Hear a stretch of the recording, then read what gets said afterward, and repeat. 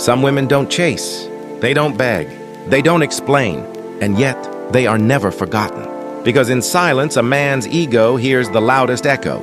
Carl Jung once wrote that what we deny within ourselves does not disappear. It returns to us in shadow.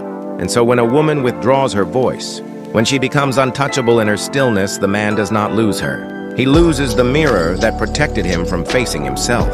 He begins to feel the fracture.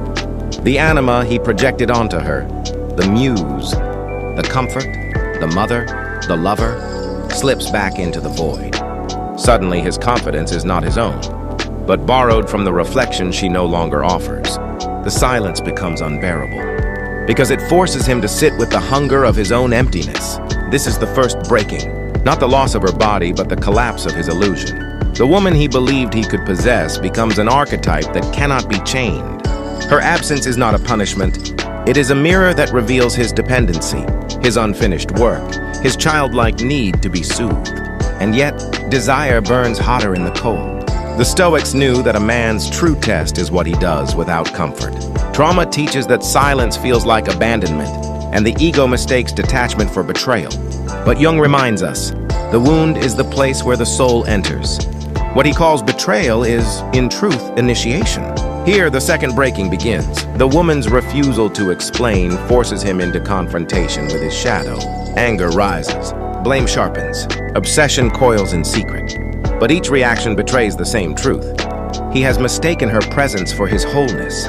Without her energy, he must meet the parts of himself he once projected outward. And the woman?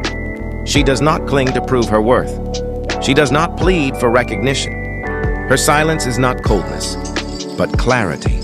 The clarity of one who has seen through the illusion. She understands that detachment is not rejection. It is reclamation of her own soul. She becomes the archetype of the dark feminine. Not cruel, not submissive, but sovereign. And so the final breaking arrives. The man realizes that silence is not weakness. It is power. It is the unspoken truth that the ego cannot conquer mystery, cannot command reverence, cannot force devotion.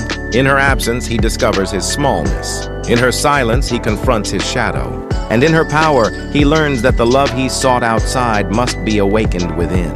The woman who walks away in silence isn't weak.